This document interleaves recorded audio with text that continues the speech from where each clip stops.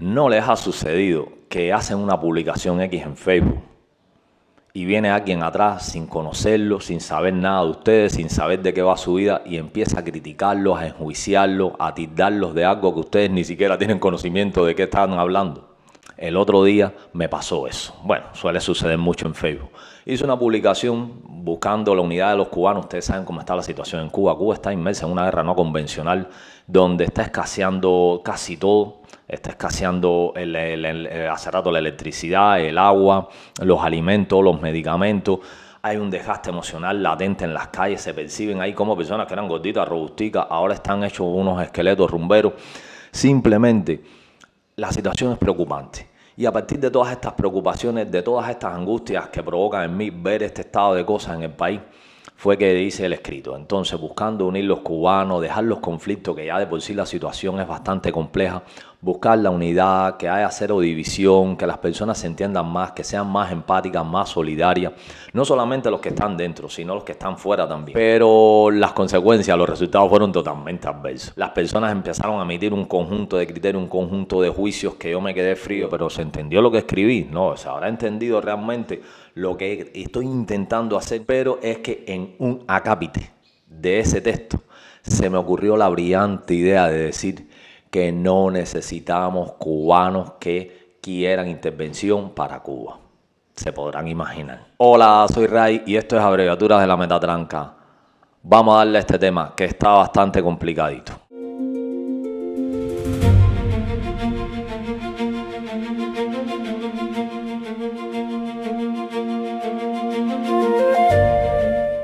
A partir de los comentarios, bueno, evidentemente me entristecí muchísimo porque fueron varias cosas bastante irrespetuosas, no solamente hacia mi persona, sino entre las personas. El objetivo final, que era lograr que haya unidad, no se logró, evidentemente.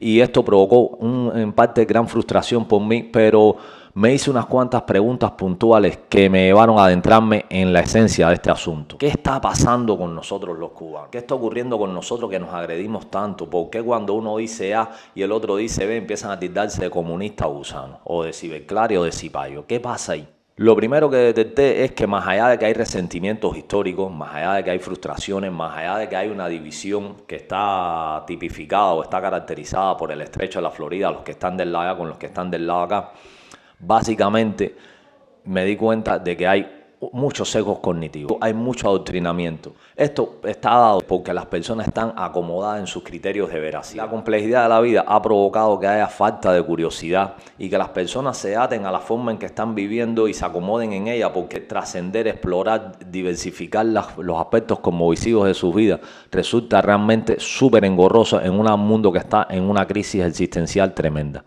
Este sesgo cognitivo hace que se creen compartimentos estancos donde las personas no están dispuestos a salir de ellos para conocer la verdad del otro. Se encasillan en su verdad, que a veces no es tan verdad, y básicamente cuando interactúan con el otro lo que hacen es agredirse mutuamente. Ya casi nadie se sienta para buscar lo que es la verdad. Las personas, los promedios, nos encerramos en determinados criterios de veracidad que nos los aporta el contexto del escenario donde vivimos. Y a partir de ahí, como diría Martí, cree el aldeano vanidoso que el mundo entero es su aldea. En este sentido, se crean esos sesgos, se crean esas limitaciones, se crean esos compartimentos estancos que a veces no nos permiten comprender la realidad del otro. Y cuando ese otro viene a dialogar con nosotros, a veces no reaccionamos de la mejor manera, simplemente que pensamos que su criterio es una amenaza o está atacando nuestra dignidad, nuestra identidad, nuestros espacios grupales y todo ese conjunto de cosas que nos representan. Y ahí es cuando vienen las respuestas complicadas, agresivas y respetuosas que nosotros solemos dar. Un segundo aspecto vinculado a este primero es el algoritmo.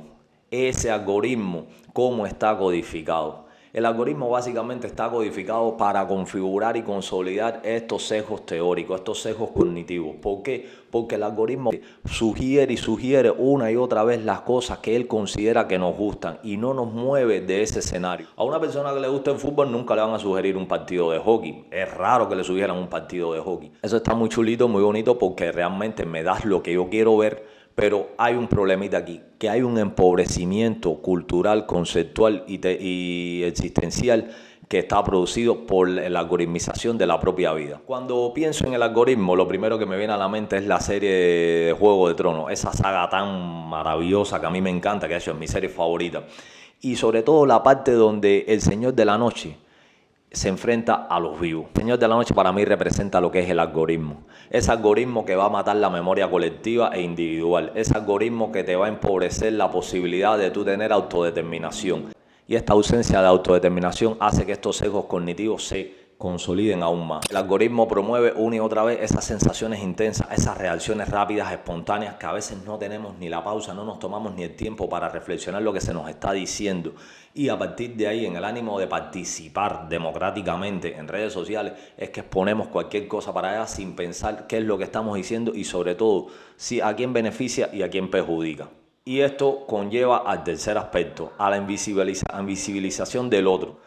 Cuando nosotros asumimos estas posiciones, tenemos estos sesgos cognitivos, cuando nos dejamos llevar por las tendencias del algoritmo, estamos invisibilizando la complejidad del otro. No estamos comprendiendo que el otro se construye en un escenario, tiene una realidad social, cultural, histórica, concreta, que se proyecta sobre él y que a partir de ahí su respuesta. Pero esto podría parecer como un esquema, ¿no? Y no es un esquema, es que también nosotros como seres humanos tenemos la posibilidad de reinterpretar esa realidad y a partir de ahí dar respuesta. Podemos estar viendo el mismo hecho y aún así tener respuestas o posiciones o posturas diferentes desde el punto de vista cognoscitivo interpretativo de lo que es ese fenómeno. Sin embargo, los sesgos cognitivos y el algoritmo hacen que ese otro, esa otredad desaparezca, se diluya en un conflicto y esto simplemente conlleva a que nosotros no respetemos lo que es el otro y su otredad.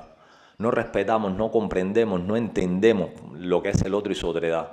No respetamos que es un él biológico, psicológico, social y que tiene un conjunto de especificidades que lo caracterizan y lo distinguen con respecto a nosotros y que no por eso constituye una amenaza para nosotros. De hecho, constituye, si somos respetuosos y horizontales, parte de nuestra riqueza teórica y existencial. Nos pasamos la vida constantemente diciendo democracia, libertad y aún no somos capaces de respetar la diferencia, los que piensan diferente. ¿Cómo solucionamos todo esto? Porque realmente la situación es problemática y cuando estamos inmersas en ella provoca muchísimas frustraciones. Díganme, quiero de verdad saber si realmente ustedes no han pasado por esto. Porque cuando se pasan por este tipo de comentarios que son adversos, que son irrespetuosos, que son a veces hasta inmorales con respecto a nosotros o con respecto a otras personas, realmente creo que nos estamos deshumanizando aún más. Es necesario tener soluciones a mano, es necesario tener respuestas a mano para comprender o superar todo este estado de cosas. Lo primero que tenemos que hacer es superar los sesgos cognitivos. ¿Cómo lo hacemos? ¿Cómo escapar a una realidad en la cual he crecido, en la cual me he desarrollado? Hay que leer muchísimo, hay que contrastar la información. No podemos llegar y repetir como un papagayo lo que nos hizo un influencer de turno que a veces tampoco tienen la posibilidad de comprender esa realidad. Tenemos que arroparnos con las herramientas de la hermenéutica. Cuando alguien nos dice algo, tenemos que ver quién es ese alguien, entenderlo. ¿Qué quiere decir entenderlo? Adentrarnos en lo que es ese alguien. Porque eso es una voz que tiene una historia de vida, que tiene una particularidad, que tiene un contexto y que tiene unos intereses. Y esos intereses hay que ver de qué va lo que está diciendo. En un segundo aspecto, nosotros como interlocutores, tenemos que ser consecuentes con las capacidades, habilidades y destrezas que tenemos para comprender los escenarios que se nos ponen delante o los comentarios que se nos ponen delante. Tenemos que ser humildes y respetar lo diverso. Tenemos que ser conscientes de nuestras insuficiencias teóricas. Eso es la parte más difícil de todo esto. Ser consciente y reconocer que tenemos insuficiencias a la hora de interpretar las cosas. Es la parte más difícil porque es la parte que nosotros tomamos como una agresión personal. Y ahí es donde tenemos que ponernos fuertes y ser valientes y decir: yo tengo la incapacidad para comprender lo que tú me estás diciendo y por tanto te voy a escuchar hasta que yo logre entender, y cuando sea un criterio divergente no levantarnos con fuerza y con ímpetu y con vehemencia y atacar al otro, sino simplemente poner nuestros criterios con mucha tranquilidad, de modo tal que el otro también entienda cómo vemos nosotros el asunto. Yes.